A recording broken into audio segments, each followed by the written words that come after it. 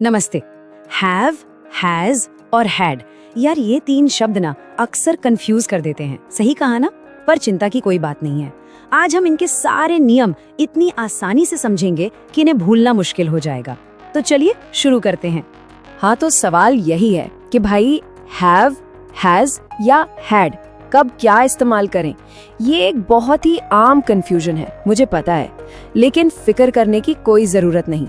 अगले बस कुछ मिनटों में सारे डाउट्स एकदम मक्खन की तरह साफ हो जाएंगे। अब इसको समझने के लिए ना हमें सबसे पहले इसकी नींव मजबूत करनी होगी। और वो नींव क्या है? वो है प्रिंसिपल वर्ब का कॉन्सेप्ट।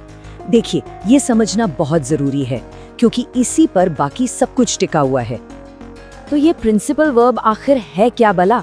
देखिए, बिल्कुल आसान शब्दों में, जब भी हैव, हैज या हैड का इस्तेमाल किसी चीज पर अपना हक जताने के लिए या कह लें कि पोजेशन दिखाने के लिए होता है, तब हम उन्हें प्रिंसिपल वर्ब कहते हैं। जैसे कि मेरे पास एक कार है। चलो, नींव तो समझ आ गई। अब बात करते हैं प्रेजेंट टेंस की। और यहाँ मैदान में उतरते हैं हमारे दो खिलाड़ी, हैव और हैज। तो चलिए देखते हैं कि कौन कब और कहाँ इस्तेमाल होता है। देखिए, इसका नियम ना बहुत सीधा साधा है। हैव को हम इस्तेमाल करते हैं आई, वी, यू, दे और प्लूरल नाउन्स के साथ, मतलब जो एक से ज्यादा हों। और हैज का इस्तेमाल होता है ही, शी, इट और सिंगुलर नाउन्स के साथ, यानी जो सिर्फ एक हो। बस इतना ही तो याद रखना है। सिंपल। हैव के साथ सेंटेंस बनाना अरे बच्चों का खेल है। इसका स्ट्रक्चर देखिए, सबसे पहले सब्जेक्ट, उसके बाद हैव और आखिर में ऑब्जेक्ट। बस हो गया। चलिए कुछ उदाहरण देखते हैं। आई हैव अ बाइक या फिर दे हैव 2 हाउसेस। देखा, यहाँ सब्जेक्ट्स के हिसाब से हैव का इस्तेमाल एकदम फिट बैठ रहा है। अब हैज की बारी। और अच्छी बात पता है क्या है? इसका फॉर्मूला भी बिल्कुल वैसा ही है। सब्जेक्ट, फिर हैज और आखिर में ऑब्जेक्ट, कोई चेंज नहीं। चलिए हैज के भी कुछ उदाहरण देख ही लेते हैं। He has a new phone. She has a beautiful dress. इन सब में सब्जेक्ट क्या है? सिंगुलर, मतलब एक। इसीलिए हमने हैज का इस्तेमाल किया। सिंपल है ना? प्रेजेंट टेंस तो हो गया क्लियर। अब चलते हैं पास्ट टेंस की तरफ, और ये तो उससे भी ज्यादा आसान है। यहाँ हमारा हीरो सिर्फ एक ही है, हैड, और इसकी पावर देख के मजा आ जाएगा। यही तो है हैड की सुपर पावर। जब बात पास्ट टेंस की हो तो हैव या हैज का कोई चक्कर ही नहीं है। सारा झंझट खत्म। सब्जेक्ट चाहे सिंगुलर हो या प्लूरल, आई हो या दे, कोई भी हो, सबके साथ सिर्फ और सिर्फ हैड लगता है। कितना आसान हो गया है ना?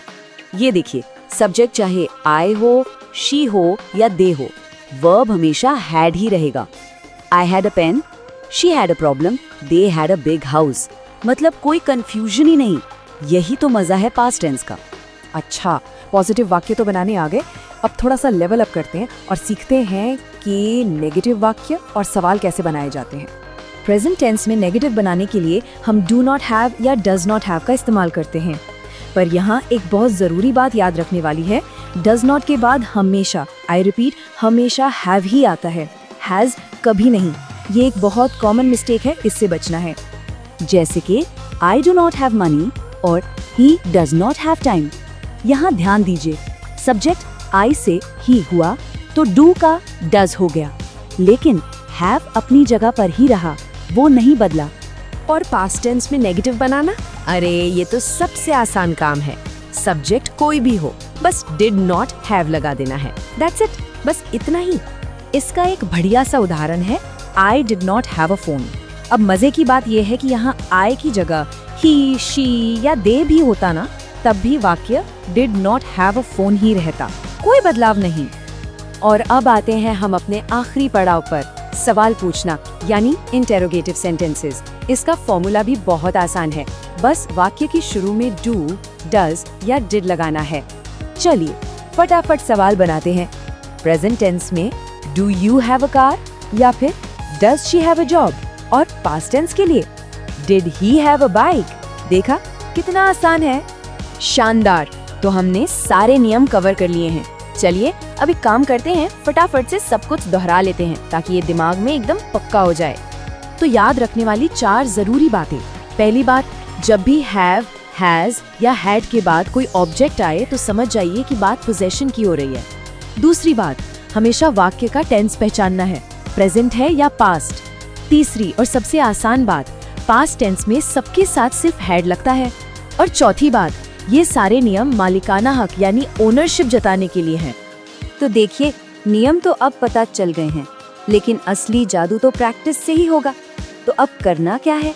अपने आसपास की चीजों को देखकर हैव, हैज और हैड के साथ वाक्य बनाना शुरू कर दीजिए, क्योंकि कहते हैं ना, प्रैक्टिस मेक्स परफेक्ट।